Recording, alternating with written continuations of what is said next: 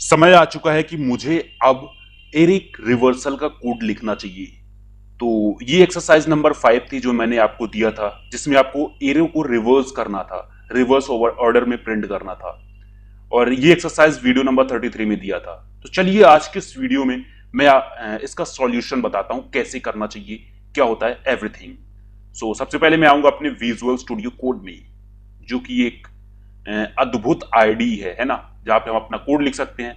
ये रहा हमारा वीडियो नंबर 39 होने वाला है, ठीक है। मैं यहाँ पे आऊंगा, यहाँ पे बनाऊंगा tube39.c, एंटर मारूंगा, यहाँ पे आ जाऊंगा। यहाँ पे आ जाने के बाद मैं लिखता हूँ कोड, एंटर मारता हूँ, यहाँ पे आऊंगा।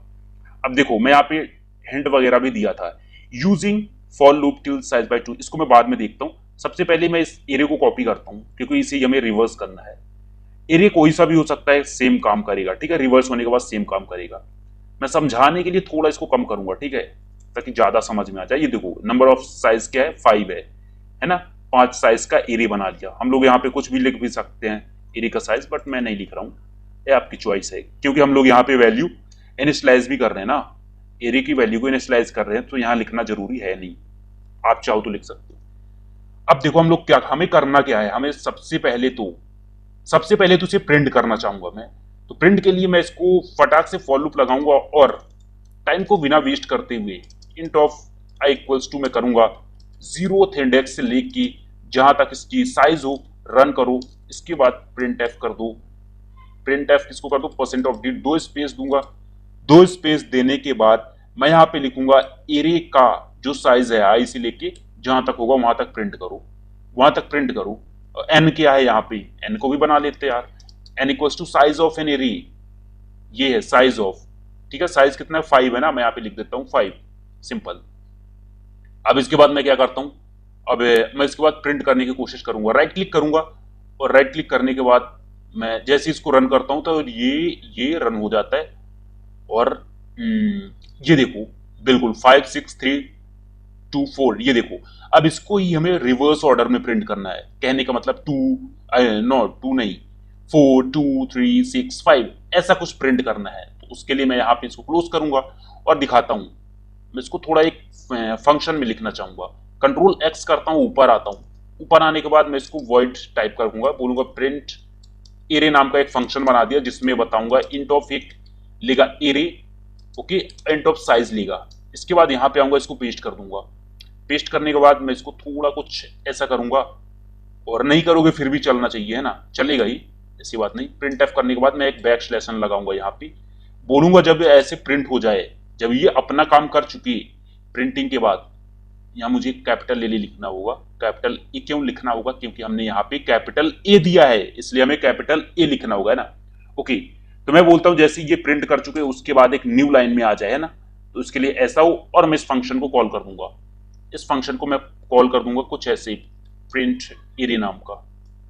प्रिंट एरे, ये क्या ले रहा है, ये ले रहा है एक एरे ले रहा है, एक साइज ले रहा है। मैं इसको एरे और साइज पास कर दूंगा। ये देखो बिल्कुल मैंने फंक्शन के बारे में बात कर लिया कि कैसे एरे पास करते हैं ना।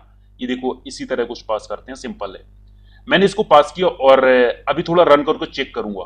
रन करने के बाद मैं इसको चेक करूंगा, और ये बिल्कुल रन का हो रहा है, ये बिल्कुल रन हो रहा है। मैं इसको यहां से कर देता हूं क्लोज, और क्लोज करने के बाद मैं यहां पे कोड लिखूंगा, code for reversing the array. Code को रिवर्स करने का मैं एरे यहाँ लॉजिक लिखूंगा, ठीक है ना। लॉजिक, मैं कोड की जगह लॉजिक लिख देता हूँ ना।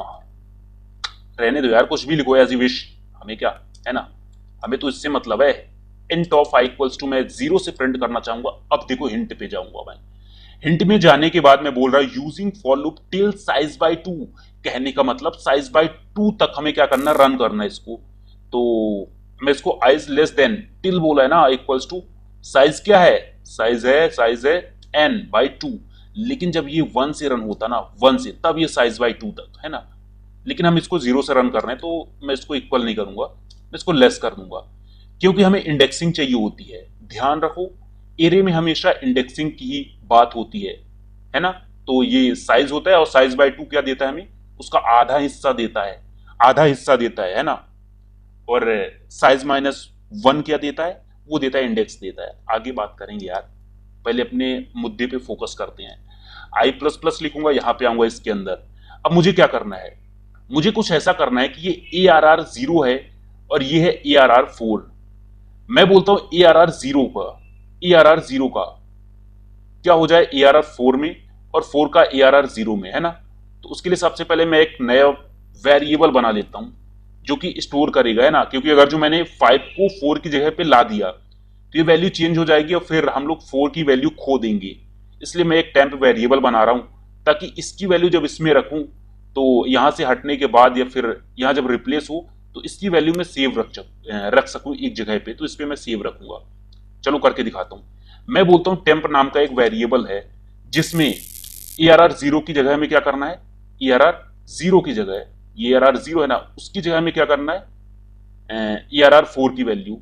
सो मैं ए आर आर 0 को एक जगह सुरक्षित रख दूंगा, एक दूसरे डब्बे में पैक करके रख दूंगा।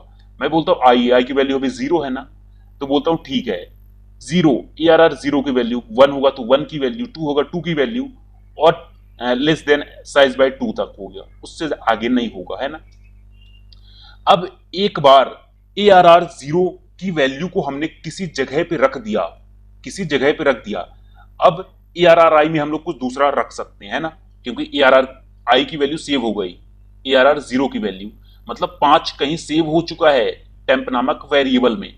अब मैं ए आर आर आई पे, कहने का मतलब ए आर आर 0 1 2 जो होगा उस पे क्या करना चाहता हूं, वैल्यू में रखना चाहता हूं।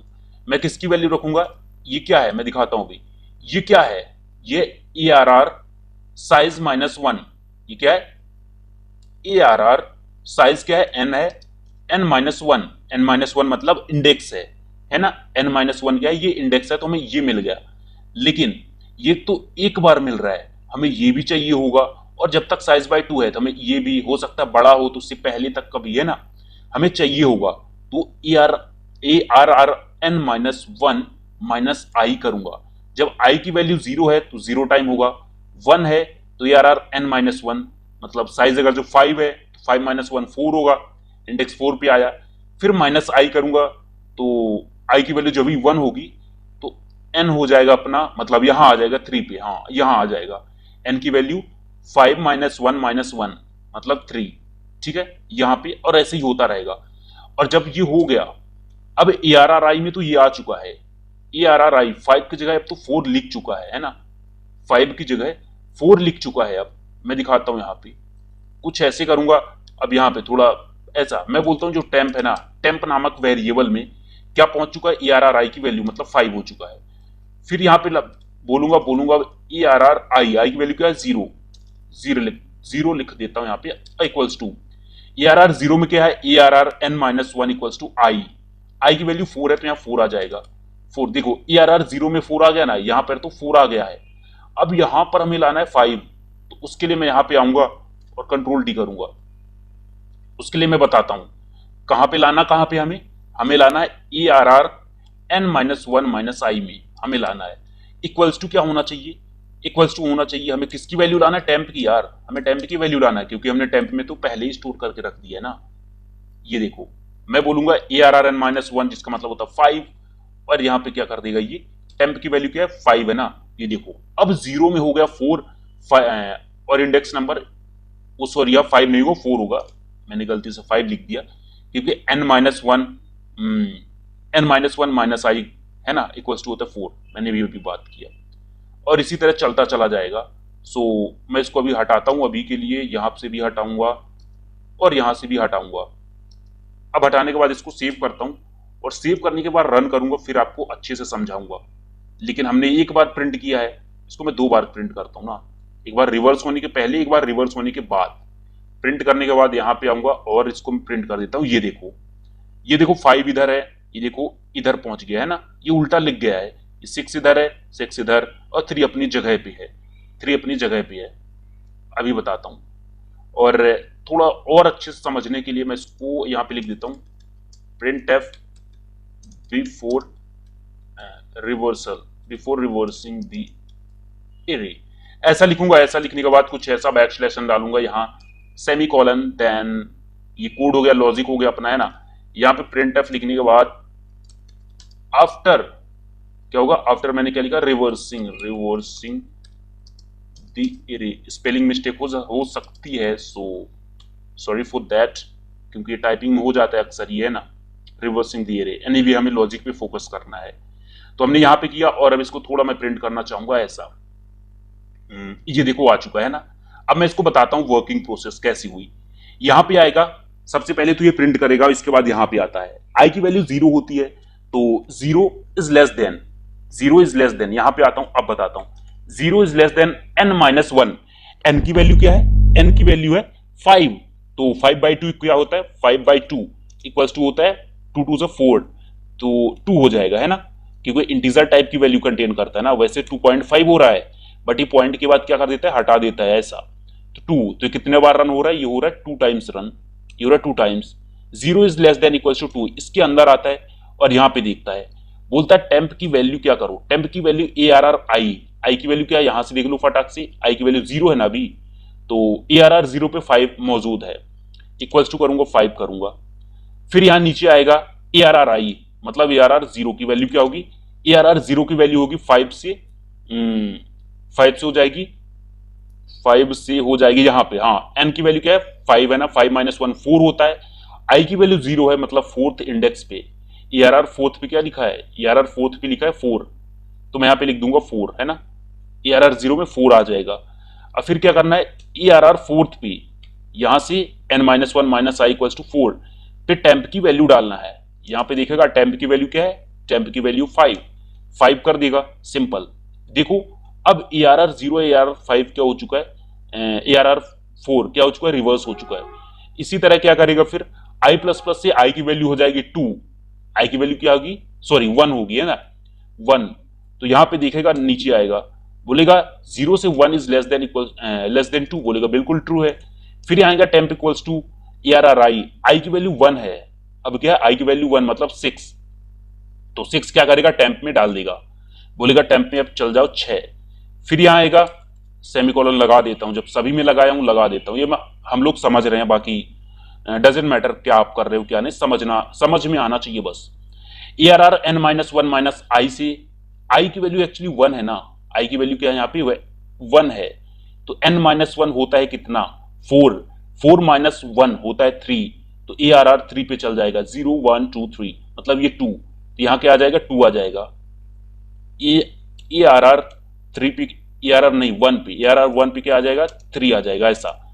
फिर यहाँ पे आता है, फिर ARR 3 आता है, ARR 3 आता है ना, इससे क्या होगा? ARR 3 और टेम्प की वैल्यू इसमें डाल देगा, टेम्प की वैल्यू 6 इसमें डाल दिया।